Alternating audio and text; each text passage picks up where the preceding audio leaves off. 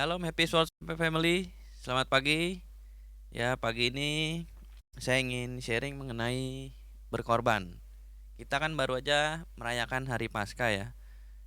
Kita tahu sendiri Tuhan Yesus sudah berkorban banyak buat hidup kita. Dia sudah menebus nyawa kita, orang-orang berdosa ini.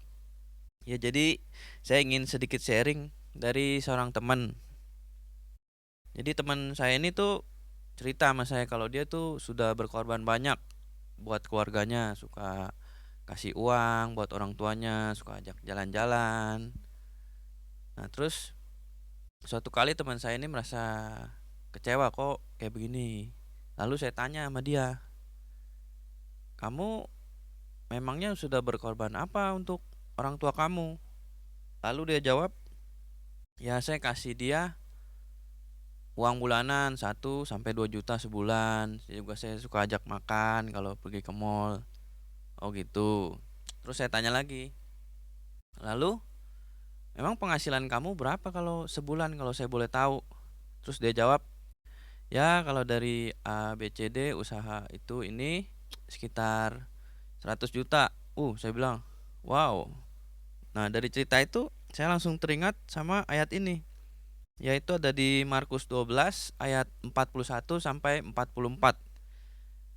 Ayat 41, pada suatu kali Yesus duduk menghadapi peti persembahan dan memperhatikan bagaimana orang banyak memasukkan uang ke dalam peti itu.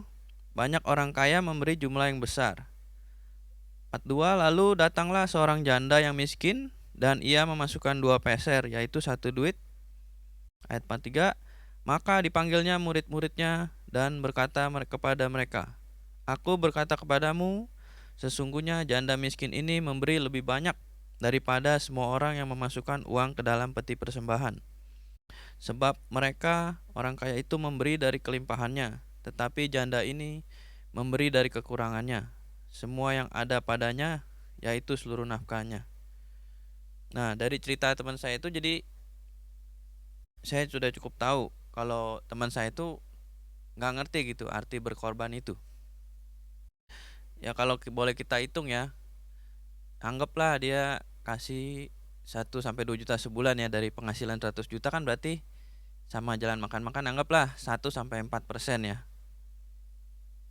Nah, kalau menurut saya kalau itu sih bukan berkorban ya. Kalau itu cuma membantu orang tua, dan itu wajib sebagai anak tuh kita membantu orang tua jika kita mempunyai kelebihan gitu. Nah, jadi sharing saya kali ini tuh ingin membahas arti dari pengorbanan itu. Pengorbanan adalah sesuatu hal untuk menyatakan semua pengabdian, kesetiaan, korban, ketulusan, bahkan nyawa pun bisa diberikan, seperti Tuhan kita yang sudah memberikan nyawanya untuk menebus dosa kita. Nah, jadi kalau kita hanya memberikan sesuatu dari kelebihan kita tanpa rasa sakit gitu, namanya hanya memberi gitu, sebuah kebaikan gitu kan. Tetapi jika kita memberi dari kekurangan kita atau keterbatasan kita, nah baru itu dikatakan sebuah pengorbanan. Karena ada harga yang harus dibayar, yaitu rasa sakit pada saat kita berkorban itu. Seperti seorang janda itu kan, dia memberi 2 peser, walaupun 2 peser tapi itu semuanya. Dia juga tidak tahu ke depannya bagaimana kan, besok mau makan apa gitu. Nah, oke, jadi firman Tuhan tidak saya panjangkan, cukup sampai di sini. Saya berharap agar kita sama-sama belajar arti pengorbanan, terutama dalam melayani Tuhan. Kita harus belajar bisa mengorbankan tenaga, waktu, pikiran, uang, dan sebagainya. Bukan memberikan yang sisa. Contoh sederhananya, ya ketika kita memiliki kesempatan melayani, ya layanilah Tuhan dengan baik gitu.